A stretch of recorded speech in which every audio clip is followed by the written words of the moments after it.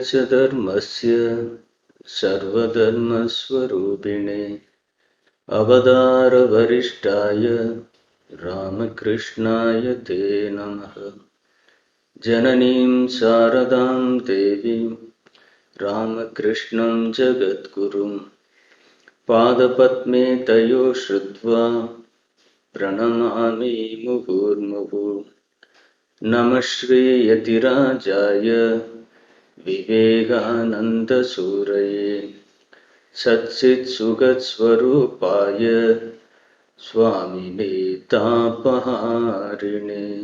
கடவுளை அடைவது எப்படி? இது எல்லா இடத்துலயும் எல்லா காலத்துக்கும் எப்போதுமே கேட்கற விஷயம் தான். ஸோ அதுக்கு குருதேவர் பல இடங்களில விளக்கம் கொடுத்திருக்கிறாரு. இந்த இடத்துல அது ஒரு விளக்கம் கொடுக்கிறாரு. கடவுளை அடைவதற்கு பகவானே ஒரு சாதகமான சூழ்நிலையை உருவாக்கி தரணும் அப்படிங்கிறார். அதுதான் எல்லாத்தையும் விட நம்ம முயற்சி இருக்கணும். இருந்தாலும் ஒரு சாதகமான சூழ்நிலையை பகவானே உருவாக்கி கொடுக்கணும். அப்படி உருவாக்கி கொடுக்கும்போது எப்படி அடுத்த ஸ்டெப் எப்படி வருதுன்னா, ஆன்மீகத்துல நாட்டம் வரும். அந்த ஆன்மீக நாட்டம் வரும்போது வீட்டில் இருக்கிறவங்க அதுக்கு தகுந்த எண்ண பரிமாற்றங்கள் ஏற்படும். அப்புறம் வீட்டில் இருக்கிறவங்கள சரி நீ ஒரு ஆன்மீக பாதையை நோக்கி நல்லா பண்ற, மற்றவங்க உள்ள அண்ணனோ தம்பியோ மற்றவங்களோ மற்ற காரியங்களை பார்த்துப்பாங்க, நீ ஆன்மீக பாதையில நீ ஈடுபாடு அப்படின்னு சொல்ற ஒரு சூழ்நிலையும் வரும். ஒரு கதை, அந்த கதைக்கு நம்ம வருவோம். அப்படி ஒரு சூழ்நிலை வரும்போது அந்த பெற்றோரை பாதுகாக்கிற பொறுப்பு வேற யாரோ எடுத்துப்பாங்க, கூட பிறந்தவங்க. அப்புறம் தனக்கு இருந்த சில சில தடங்கள் எல்லாத்தையும் அந்த வீட்டில் இருக்கிறவங்கள விலக்கி கொடுத்து. இதுதான் அந்த காலத்துல நடந்த ஒரு நிகழ்வுகள்.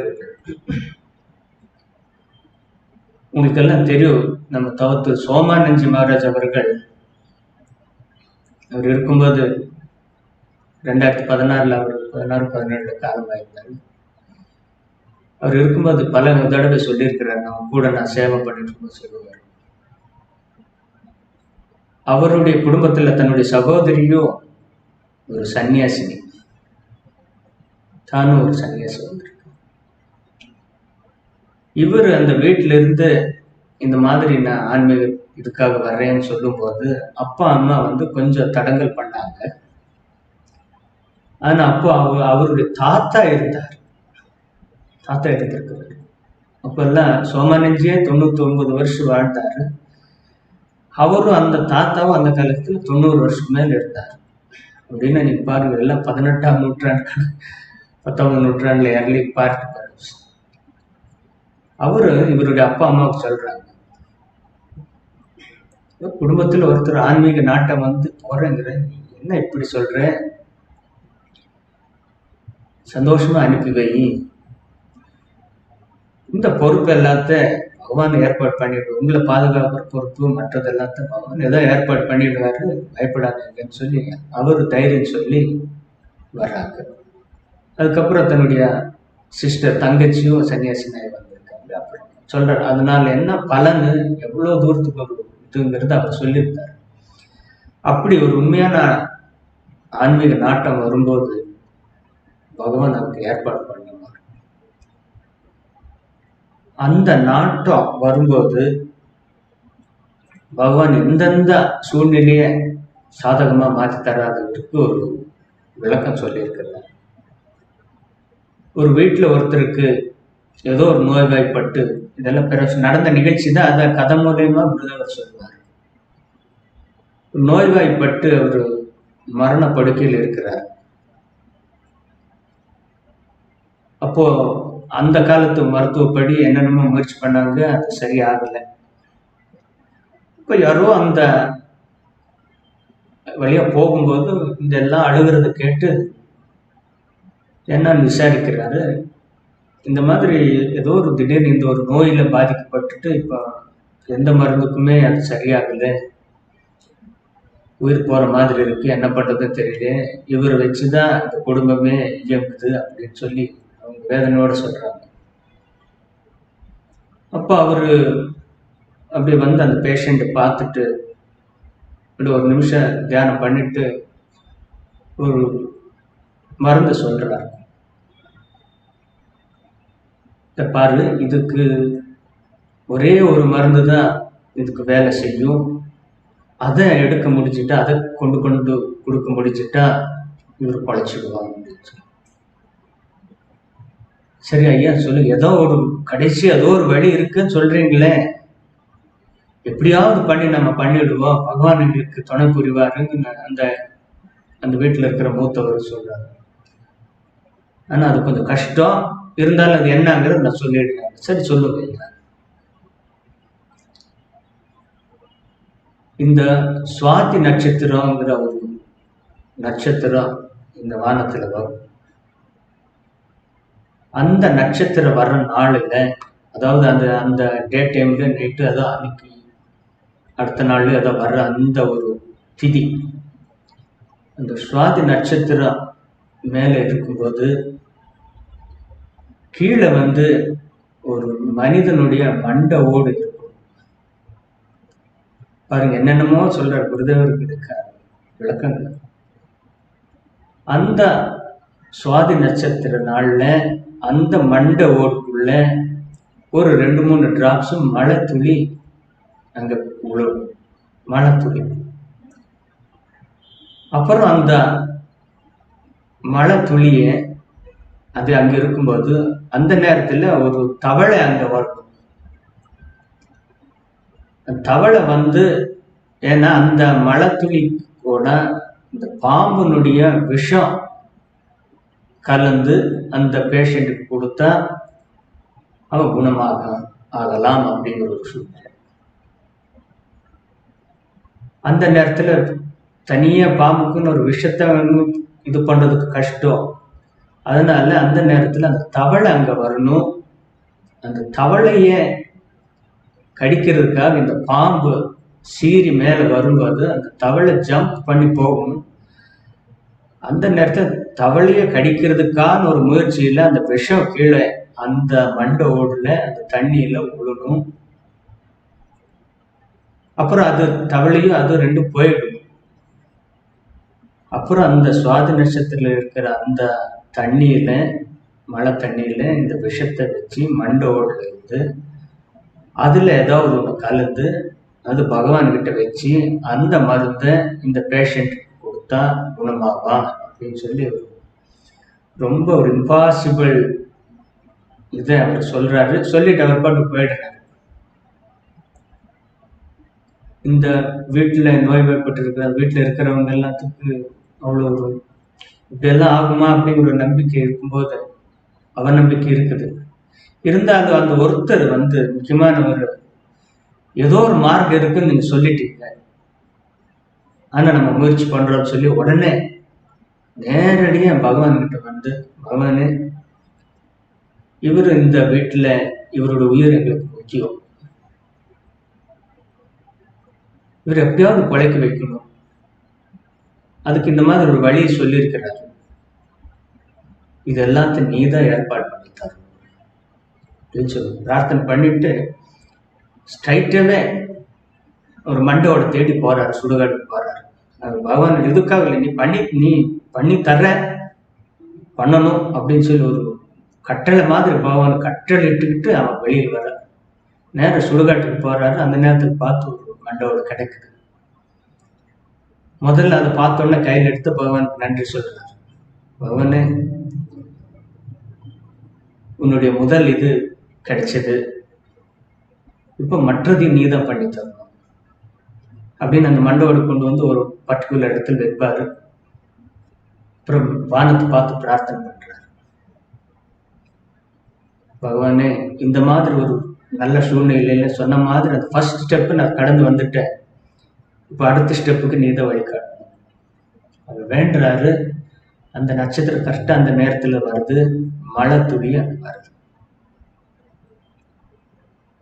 அவனுக்கு அடுத்த சந்தோஷம், பகவான் கூடவே இருக்கிறாரு, சொன்னதெல்லாம் உண்மையான இதெல்லாம் பிரார்த்தனை நிறைவேற்றுறாங்க நம்பிக்கையோட பண்றாரு.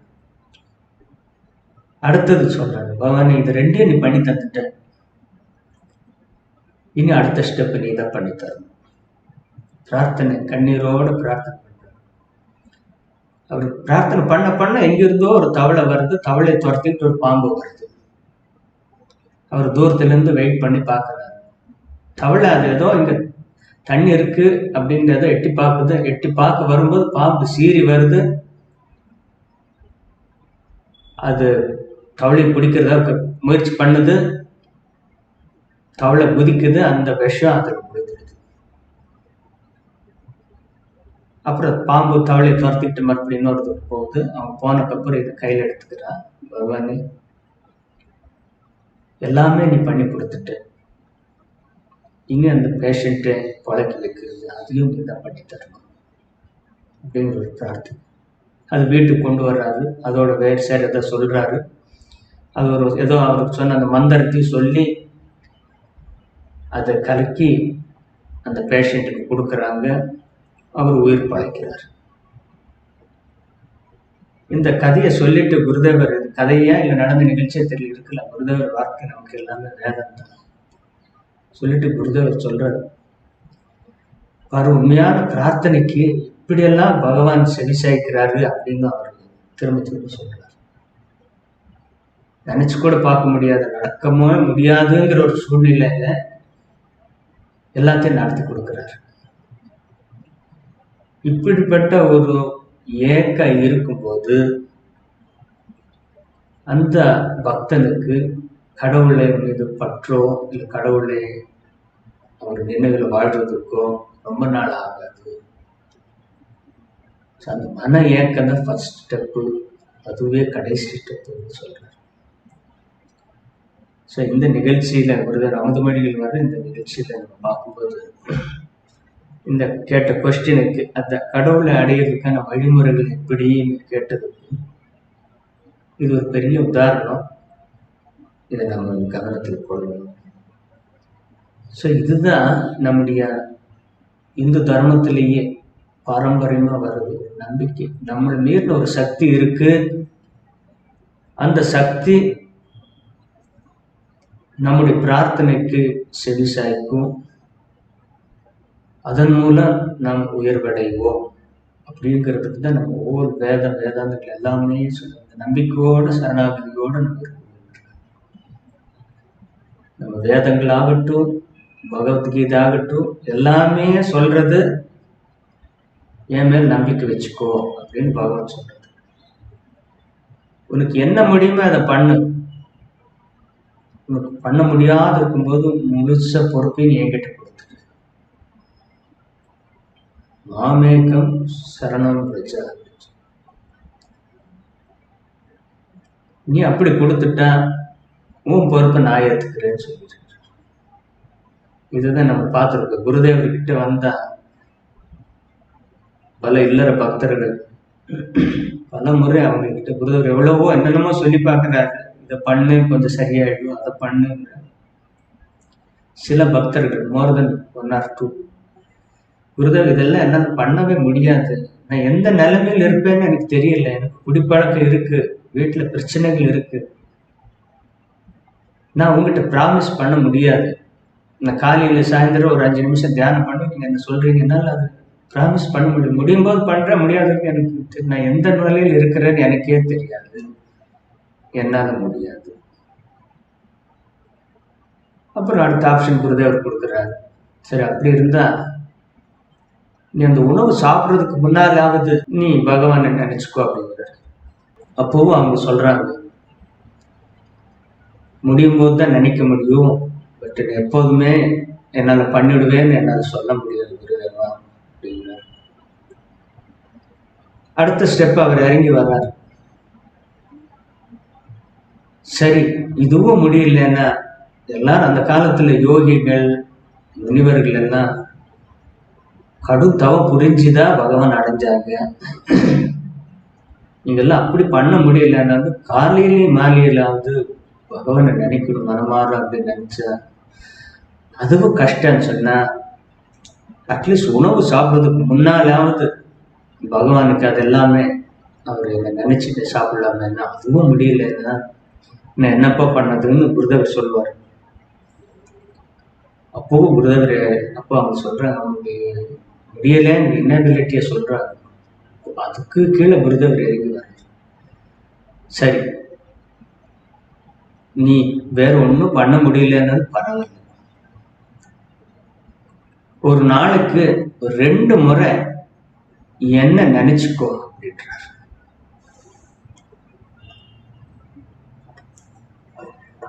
ரெண்டு முறை காலையில் ஒரு வாட்டியோ சாயந்தரத்துக்கு பகவானையோ இல்லை விஸ்வரூப தரிசனத்தையோ இல்லை 4 கை இருக்கிற அந்த பகவானை நினைக்கிறதானாலும் கஷ்டம் விட்டுட்டு இந்த உருவத்தை நீ நினைச்சுக்கோ, காலையில் ஒரு வாட்டி ராத்திரி ஒரு வாட்டி. அப்போ அந்த பக்தர் சொல்றாரு, அதை நான் பண்ணிடுவேன் குருதேவா, எப்படியாவது நானும் பண்ணிடுவேன். நான் உன்னுடைய போட்டோ எப்படியாவது என் கையில பாக்கெட்ல வச்சுப்பேன். ஏதோ ஒரு டைம் 2 வாட்டி உன்னை நினைக்கணும் இல்லையா, அதை நான் பண்ணிடுவேன். இப்போ குருதேவர் சொல்றாரு, அது போதும். 1 முறை 2 முறை நீ என்ன நினைச்சிட்டா அது போதும். அந்த அளவுக்கு பக்தருக்காக இறங்கி வந்திருக்கிறார். இது இந்த அவதாரத்துல பகவான் நமக்கு காட்டின வழி பண்ணி கொடுக்கிற பார்த்து அவ்வளோ ஒரு எளிமையா பண்ணி கொடுத்துருக்கிறார். அவர் நம்மளை இந்த கதையில சொன்ன மாதிரி சுவாதி நட்சத்திரத்துல மண்டோட்டில் மழை துளி, அதுல பாம்பின் விஷம், அதுல மருந்து தயாரித்து அந்த பேஷண்ட் உயிர் பிழைக்கிறது வைக்கிறது அப்படியெல்லாம் ஒரு கஷ்டத்தையும் கொடுக்கல. ரொம்ப எளிமையா பண்ணிருக்க. என்ன நினைச்சுக்க, மனசார நினைச்சுக்கோ, அது போதும். ஸோ அப்படி ஒரு எண்ணம் நம்ம உண்மையிலேயே குருதேவர் நம்மகிட்ட இருக்கிறாரு, நம்மளை வழிகாட்டுறாரு, நம்மளை பிரார்த்தனை எப்போதுமே கேட்பாருங்கிற எண்ணம் நமக்கு வரும். இது இருந்தாலும் போதும். எக்ஸ்டர்னலி நம்ம எந்த சேஞ்சஸையும் எதிர்பார்க்க வேண்டாம், நம்ம யாருக்கும் காட்டவும் வேண்டாம். ஆனா இன்டர்னலி மனசார நம்ம குடும்பத்துல அவரும் ஒருத்தர் இருக்கிறாரு, அவர் தான் குடும்பத்துல எல்லாமே நம்மளை வழிகாட்டுறாருங்கிற ஒரு எண்ணம் நமக்கு வந்துட்டாலே பாதி கஷ்டங்கள் நமக்கு போயிடும். ஏன்னா அந்த கஷ்டங்கள்ல கஷ்ட காலங்களில் தான் பகவான் கூடவே அதிகமா இருப்பார். அதை நாம தான் உணர்ந்து கொள்ளும். பல ஸ்டோரி எல்லாம் இருக்குன்னு சொல்றோம். பகவான் கிட்ட ஒருத்தர் பிரார்த்தனை பண்றாரு, மனமாறு பிரார்த்தனை பண்ணும்போது பகவான் சொல்றாரு, நான் கூடவே இருப்பாப்பா, நீ தைரியமா போவாரு. அவர் அது எப்படி நான் தெரிஞ்சுக்கிட்டதுன்னா, உன் கூடவே நீ நடக்கும்போது நீ அந்த ஃபுட் பிரிண்ட் உன் பக்கத்துலயே இன்னொன்று வந்துகிட்டே இருக்கும், நீ அதை வச்சாவது நீ தெரிஞ்சுக்கோ அப்படிங்கிறார். அப்படின்னு சொல்லி ஒருத்தர் கடந்து போறார், ஒரு பெரிய பாலைவனத்தை கடந்து போறார், ரொம்ப சிரமத்தோட போறாரு. ஒரு ஸ்டேஜ் வரைக்கும் போகும்போது இவர் நடக்கிற சத்தம் அது பக்கத்துலயே ஒரு நடக்கிற சத்தம் வரும், ஒரு அசிரீரி கேட்குது, அது மாதிரி நடக்குது. அவர் ஓரளவு சந்தோஷமா இருக்கு, பகவான் கூடவே வந்துட்டு இருக்கிறாரு அப்படின்னு. பட் ஒரு குறிப்பிட்ட இடம் வந்த உடனே ரொம்ப கடினமான இடம் கடக்க வேண்டி இருந்தது. இவர் ரொம்ப மூச்சு திணறி கஷ்டப்பட்டு இவர் போயிட்டு இருக்கிறாரு. சடனா அந்த கூடவே வந்த அந்த பாதை ஃபுட் பிரிண்ட்ஸ் 2 வந்தது. இவருடைய ஒண்ணு பக்கத்தில் வந்தது, 2ல 1 தான் வந்துட்டு. இவர் திரும்பி பார்க்கிறாரு, 1 தான் இருக்கு. அவர் போறாரு, என்ன திடீர்னு இவ்வளவு தூரம் வந்த கடவுளை இன்னும் கஷ்டமான சூழ்நிலை வரும்போது மறைஞ்சிட்டாரு அப்படின்னு நினைக்கிறார். அவர் கொஞ்ச தூரம் அப்படியே போயிட்டே இருக்கிறார். அப்புறம் ரொம்ப முடியாம போயிட்டே இருக்கிறார். பட் அவர் நிக்கல, அந்த பயணம் நிக்கல. அப்போ அவர் மனசர் வேண்டுறாரு, என்ன கடவுளே, ஆரம்பத்துல இருந்து நீ கூட வந்தீங்க, ஒரு ஸ்டேஜ் வந்த உடனே நீங்க மறைஞ்சிட்டீங்களே, என்னுடைய கஷ்டம் ஜாஸ்தி வரும்போது நீங்க மறைஞ்சிட்டீங்களே அப்படின்னு கேட்குறாரு.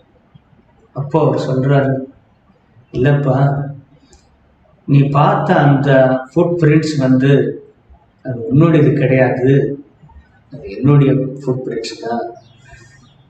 நான் உன்னுடைய கையால தாங்கிக்கிட்டு தான் நான் தான் நடந்து வந்தேன். உன்னை கீழே விட்டுருந்தா நீ வெந்து போயிருப்பேன் அந்த பாலைவனத்துல. அதனால அந்த கடந்து வந்த அந்த பார்க்குற அந்த food prints, single food prints வந்து உன்னுடையது கிடையாது, என்னுடையது தான். அதை நீ புரிஞ்சிக்கலப்பா. சரி, நீ இந்த கரைக்கு வந்துட்டேன், சந்தோஷம் இருக்குன்னு சொல்லி அந்த அசிரியர் கேட்குது. அப்புறம் அவன் வந்த இடத்துல தண்ணி கெடுக்குது, தாக சாந்தி பண்ணிட்டு போறான். இது ஒரு கதை மாதிரி சொல்லுவாங்க. அப்படி நமக்கு வாழ்க்கையில நம்ம ஓரளவு நல்லா இருக்கும்போது கடவுள் வேண்டுறோம், சந்தோஷமா இருக்கு, கோயிலுக்கு போறோம், எல்லாம் ஒரு நல்லா போயிட்டு இருக்கிற மாதிரி நம்ம சில பிரார்த்தனை பண்றோம், உடனே நிறைவேறிடுது. ஆனா சில நேரத்துல ரொம்ப இக்கட்டான சூழ்நிலைன்னா எல்லாருக்கும் பல முறை வந்திருக்கலாம், வரவும் செய்யும். அப்போ நம்ம நினைப்போம், இல்லை இவ்வளோ கஷ்டப்பட்டு இவ்வளோ சின்சியரா நம்ம பண்றோம், எதுவுமே ஆன்சர் கிடைக்கலையே, பதில் கிடைக்கலையே அப்படின்னு நம்ம நினைச்சிட்டு இருப்போம். நல்லா இருக்கும்போது இப்போ நல்லா கெட்டவங்களுக்கு தான் நல்ல காலம், நல்லவங்களுக்கு காலம் என்னன்னு அப்படின்னு நம்ம சொல்லுவோம். பட் அப்படி கிடையாது. ஒரு ஸ்டேஜ் வரும்போது அது எப்போத்து நம்ம ரொம்ப அந்த நம்ம பார ஜாஸ்தின்னு ஃபீல் பண்ணும்போது அப்போ அங்க நாம இல்லை, நம்ம பாரத முழுக்க பகவானே தான் சுமந்துட்டு இருக்கிறதா. அந்த சூழ்நிலையிலிருந்து வெளியில் வந்ததுக்கு அப்புறம் தான் நமக்கு தெரியும், அந்த ஒரு சக்தி இல்லைன்னு, ஏதோ ஒரு அன்னோன் சக்தி இல்லைன்னா நம்ம அதிலேயே மடிஞ்சிருப்போங்கிறது நம்ம அப்பதான் தெரியும். ஸோ ஆகவே நமக்கு குருதேவர் காட்டின வழி ரொம்ப எளிமையான வழி. இது அப்படியே நம்ம பண்ணாலும் போதும். நம்ம எல்லாருக்கிட்ட நிறைய குறைகள் இருக்கலாம், பட் அதை வந்து அவர் அப்பெல்லாம் அதெல்லாம் பார்க்க மாட்டார். சின்சியரா இருக்கியா, உண்மையா இருக்கியா, இனிமேலாவது நீ சின்சியராகவும் நல்லா ஆனஸ்டா இருக்கியாங்கிறத அவர் பார்ப்பார். அது இருந்துட்டா போதும், அப்படியே கம்ப்ளீட்டா நமக்கு ஒரு வழி கிடைக்கும். இந்த லாஸ்ட் டைம் கிளாஸ்ல பார்த்துருந்தோம், தட்சிணேஸ்வர் கோயில்ல சேவை பண்ணிட்டு இருந்த ஒரு பகவதி தாசி என்கிற ஒரு அம்மாவுடைய நிகழ்ச்சி மூலம் பார்த்துருந்தோம். குருதேவருடைய ஒரு தரிசனம் அவரை டச் பண்ண உடனே பாவங்கள் எல்லாம் புசிஞ்சு போயிடும் அப்படிங்கிற ஒரு நம்பிக்கையோட பண்ணா எல்லாம் அப்படி ஆயிடுச்சு. அந்த பாவத்தை எல்லாம் தான் எடுத்துக்கிட்டார். ஸோ அதனால நம்முடைய குறைகளை மட்டுமே அவர் பார்க்க மாட்டார். குறைகள் இருக்கலாம், அதுல இருந்து மீண்டு வர்றது எப்படிங்கிறதுக்கு தான் அவர் வழிகாட்டுவார். அப்படி ஒரு எண்ணத்தை வேண்டி இனிமேல் வர காலங்களில் முழு நம்பிக்கையோடு நம்ம பண்ணும்போது, எவ்வளவோ கஷ்டத்துக்கு நடுவில், இந்த கொரோனாவுக்கு நடுவில் எவ்வளோ நம்ம எல்லாரும் இன்னைக்கு நல்லா இருக்கோம்னா ஏதோ ஒரு அன்னோன் சக்தி நம்மளை காப்பாத்திட்டு இருக்குங்கிற நம்பிக்கை. அந்த நம்பிக்கையோடவே நம்ம வருங்காலத்தையும் நம்ம கடந்து போகணும்.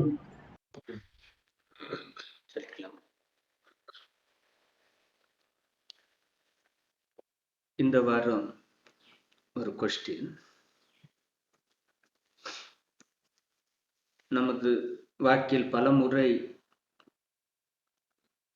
சில இடங்களில் இது எங்களுக்கு ஒரு கௌரவமான பிரச்சனை அப்படின்னு சொல்லி நாம் கூறிக்கொண்டு கோபித்து கொண்டு இருப்போமே,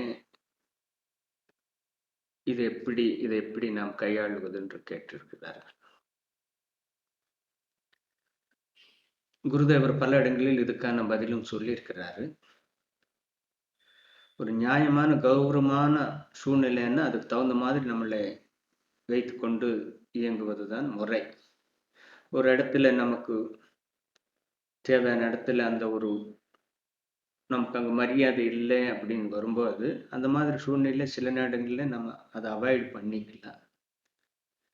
ஆனால் தவிர்க்க முடியாத சூழ்நிலை வரும்போது அதை நாம் அந்த இடத்துக்கு தகுந்த மாதிரி அட்ஜஸ்ட் பண்ணணும்னு குருதேவர் சொல்கிறார். அதுக்கு அவருடைய வாழ்க்கையிலேயே ஒரு உதாரணம்.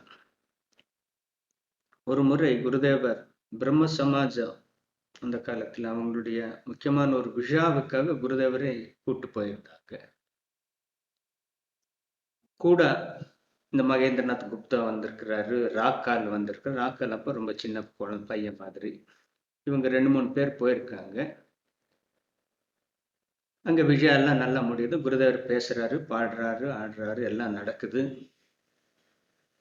அப்புறம் விழா முடிஞ்சு எல்லாம் ஒரு ஜெய் சொன்ன மாதிரி ஆன உடனே எல்லாரும் அவங்கவங்க பாட்டுக்கு போயிடுறாங்க. முக்கியமான விருந்தாளியா நினைச்சு கூப்பிட்டுப்பான்னு அந்த குருதேவரை கவனிக்கிறதுக்கு அங்க ஆள் இல்லாம இவங்க வெயிட் பண்ணி பாக்குறாங்க, யாராவது வருவாங்க கூப்பிட்டு போவாங்க அப்படின்னு சொல்றாங்க. அது யாரும் வரல. ஆளுக்கு எங்கெங்க இடம் கிடைச்சதோ அங்க போய் உட்காந்து அந்த விருந்து உண்றதுக்கு போயிடுறாங்க. அந்த ஆர்கனைஸ் பண்ணவங்களும் அந்த பக்கம் வரவே இல்லை. அப்போ இந்த ராக்காலுக்கு சுவாமி பிரம்மானந்தர் ராக்காலுக்கு ரொம்ப கோபம் வந்துடுது. என்ன இது, நம்மளை கூப்பிட்டு இப்படிலாம் பண்ணிட்டு இப்போ ஃபங்க்ஷன் முடிஞ்சோன்னு யாரும் திரும்பி பார்க்காம போறாங்க, நம்ம போலாம் வாங்க ஐயான்னு சொல்லி குருதேவர் கிட்ட கோபமா பேசுறாரு. குருதேவர் சும்மா இரு அப்படின்னு சொல்லிட்டு விடுறாரு. ஆனா இது யாரும் வரல. இது ராக்கலுக்கு ரொம்ப கோபம் வந்துடுது. மறுபடியும் ஐயா இவங்க என்னமோ நம்மளை இன்சல்ட் பண்ற மாதிரி இருக்கு, நம்ம இந்த இடத்துல இருந்து உடனே கிளம்பிடலாவான்னு சொல்றாரு. அப்போ குருதேவர் ரொம்ப ஒரு ஷார்ப்பா சொல்றாரு, என்னடா சொல்ற நீ, இப்படி எல்லாம் பேசுற, இப்பவே ஆல்ரெடி மணி 10-10:30 ஆயிடுச்சு ராத்திரி. இதுக்கு மேல நமக்கு எங்க உணவு கிடைக்குது? நம்ம தட்சிணேஸ்வரத்துல சொல்லல, உணவு நமக்கு எங்க கிடைக்குது? அது இல்லாம இங்கிருந்து போறதுக்கான வண்டி வாடகை யார் தர்றது? இதெல்லாம் நீ யோசிச்சியா? சும்மா வரட்டு கௌரவம் வரட்டு கோபம் எல்லாம் இங்க கூடாது. சூழ்நிலை எப்படியோ அதுக்கு தகுந்த மாதிரி தான் நீ அனுசரிச்சு போகணும் அப்படின்னு சொல்லி ஒரு கோபம் குருதேவர் இவரை திட்டி அமைதிப்படுத்துறார். இருந்தாலும் அந்த ராக்கால் மனசுல ஒரே பதப்பதைப்பு, இப்படி பண்ணிட்டாங்களே குருதேவருக்கு அப்படின்னு. ஆனா குருதேவர் பாருங்க அதை எப்படி சொல்லிட்டு பாரு. அப்ப அவர் சொல்றாரு, நீ இவ்வளவு கோவப்படுறியே, உன் கையில ஒரு சல்லி காசு கூட இல்லை, சாப்பாட்டுக்கு நம்ம வெளியில வாங்க முடியாது, வாடகையும் இல்லை, சும்மா கௌரவமா பார்த்து என்ன இப்போ வரட்டு கௌரவம் எல்லாம் கூடாதுன்னு சொல்றாரு. அப்புறம் ஏதோ அவங்க தூரத்துல இருந்து பார்த்தாங்க, குருதேவருக்கு எந்த ஏற்பாடு ஆகலைன்னு தெரிஞ்ச யாரோ ஒருத்தர் வந்து குருதேவரை இவங்களை கூட்டு போய் ஒரு ஓரத்தில் உட்கார வச்சு சாப்பாடு கொடுத்து அந்த தட்சிணவர் திரும்புறதுக்கு ஒரு வாடகை, ஒரு பாதி வாடகை கொடுக்குறாரு. அது வரைக்கும் குருதேவர் அமைதியா இருந்துட்டு வந்து, அப்பா கொஞ்சமாவது தான் அவங்களுக்கு பண்ணியிருக்காங்களே, நல்லது. ஆனா பாரு, நான் இந்த ஒரு முக்கியமான நிகழ்ச்சிக்கு வந்துட்டு நானும் ஒன்றும் சாப்பிடாம இங்கிருந்து வந்திருந்தா அது வந்து அந்த வீட்டுக்கு அந்த நிகழ்ச்சி ஏற்படுத்தின அவங்களுக்கு அது அபசகுனமாயிடும். அதனால தான் கஷ்டமா இருந்தாலும் பரவாயில்லன்னு சொல்லி நம்ம இருந்து கொஞ்சம் ஏதோ அங்கே சாப்பிட்டு வந்து நல்லதுன்னு சொல்லி சொல்றாரு. அப்புறம் ராக்கால் மகாராஜ் அவரை சாந்தப்படுத்துறாரு. ஸோ அப்படி அந்த வரட்டு கௌரவம் காரணமாக பல முறை நம் நிலை தடுமாறி போயிருக்கலாம். அந்த இடத்துல இந்த குருதேவர் சொன்ன இந்த ஒரு விஷயத்தை நம்ம முடிஞ்ச வரைக்கும் நம்ம கடைபிடிச்சா நமக்கு பல விதத்துல நல்லது நடக்கும். குருதேவர் அன்னி சாமிஜியின் திருவருள் எல்லாருக்கும் கிடைத்து நமது வாழ்க்கையில் நம் ஆன்மீக பயணத்தில் அவங்களுக்கு துணை இருக்க எல்லாரும் வேண்டுவோம். அனைவருக்கும் வணக்கம். மீண்டும் அடுத்த முறை சந்திப்போம். ஓம் சாந்தி சாந்தி சாந்தி. ஹரி ஓம் தத்சத். ஸ்ரீராம கிருஷ்ண பிரணமஸ்து.